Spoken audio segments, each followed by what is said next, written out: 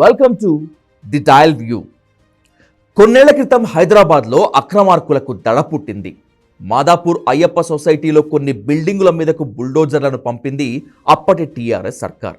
దర్జాగా కబ్జా చేసినోళ్ల కొన్ని బిల్డింగులు నేలకూలాయి. ఆ తర్వాత ఎవరు ఏ మాయ చేశారో కానీ ప్రొక్లైన్లు కానీ బుల్డోజర్లు కానీ షెడ్డు దాటలేదు. అయ్యప్ప సొసైటీకి వెళ్లిన బుల్డోజర్ ఒకటి టాలీవుడ్ హీరో నాగార్జునకు చెందిన ఎన్ కన్వెన్షన్ వైపు కూడా వెళ్ళింది. నోటీసులు ఇవ్వటమే అక్రమం అంటూ అప్పట్లో నాగార్జున కోర్టుకు వెళ్లటంతో ఆ నోటీసులపై స్టే విధించింది న్యాయస్థానం. కానీ ఇప్పుడు కాలం మారింది. టీఆర్ఎస్ పోయి కాంగ్రెస్ వచ్చింది. కేసీఆర్ దిగిపోయి సీఎం కుర్చీ ఎక్కారు రేవంత్ రెడ్డి.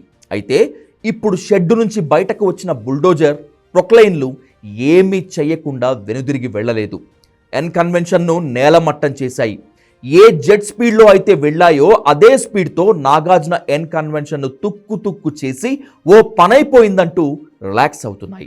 కేసీఆర్ హయాంలో ఒక్క ఇటుక కూడా కదల్చలేని ఎన్ కన్వెన్షన్లో ఇప్పుడు ఇంతకు ముందు ఇక్కడ నాగార్జునకు చెందిన ఎన్ కన్వెన్షన్ ఉండేది అని చెప్పుకునేలా కాలగర్భంలో కలిపేసింది. ఎవరో తెలుసా? Telangana CM Anumula Revanth Reddy.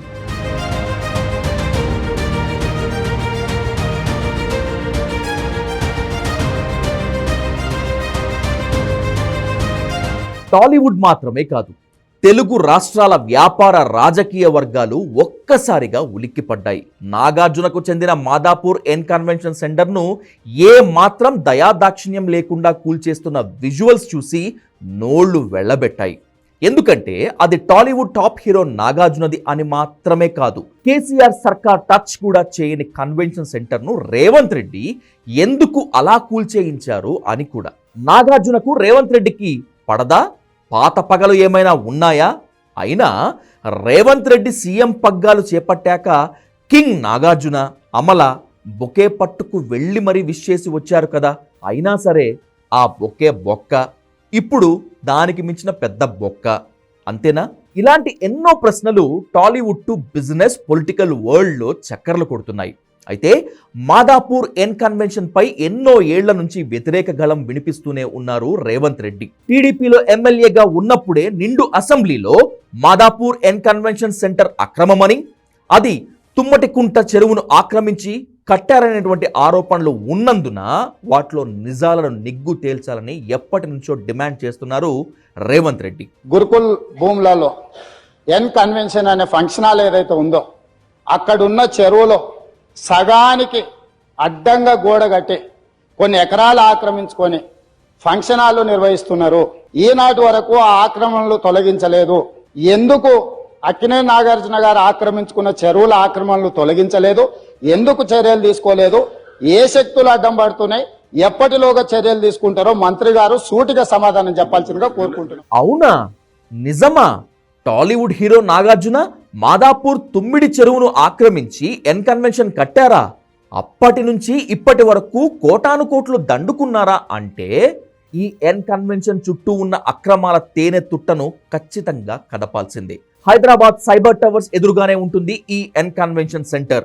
Hitech City జంక్షన్లో వేల కోట్ల రూపాయలు విలువ చేసే 3.5 ఎకరాల విస్తీర్ణంలో తలెత్తుకొని ఉండేది ఈ సెంటర్. కోటాను కోట్ల రూపాయలకు పడగలెత్తినోళ్లంతా తమ ఫంక్షన్లను ఇక్కడే గ్రాండ్గా సెలబ్రేట్ చేసుకునేవాళ్ళు. తుమ్మటికుంట చెరువు విస్తీర్ణం మొత్తం 29 ఎకరాలు అయితే అందులో ఎన్ కన్వెన్షన్ సెంటర్ నిర్మాణము 3.5 ఎకరాల్లో జరిగింది. ఇందులో 1 ఎకరా 12 సెంట్లు FTL అంటే ఫుల్ ట్యాంక్ లెవెల్లో ఉన్నాయని, మరో 2 ఎకరాలు బఫర్ జోన్ అంటే చెరువు భూమిగా ఉందనేది ఆరోపణ.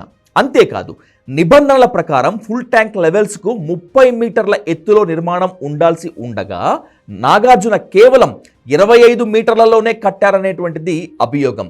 అయితే మొత్తం ఎన్ కన్వెన్షన్ సెంటర్ విస్తీర్ణం 10 ఎకరాలు అయితే తుమ్మడికుంట చెరువులో 3.5 ఎకరాలను ఆక్రమించి 2 భారీ ఫంక్షన్ హాల్స్తో పాటు మరికొన్ని పర్మనెంట్ బిల్డింగ్స్ నిర్మించింది.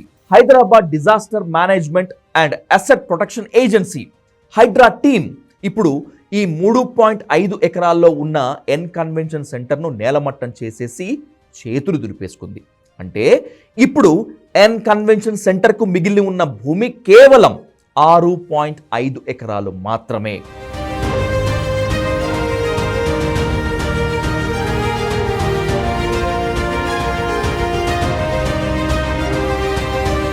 జనం కోసం అనే ఎన్జిఓ ప్రతినిధి భాస్కర్ రెడ్డి హైడ్రాకు మళ్ళీ ఈ ఎన్ కన్వెన్షన్ సెంటర్ పై కంప్లైంట్ చేశాడు.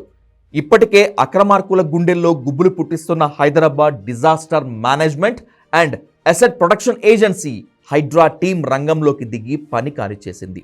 అయితే కూల్చివేతలపై గరం అయ్యాడు కింగ్ నాగార్జున. అసలు నోటీసులు ఇవ్వకుండానే ఎలా కూల్చివేస్తారంటూ ట్వీట్లో విరుచుకుపడ్డాడు.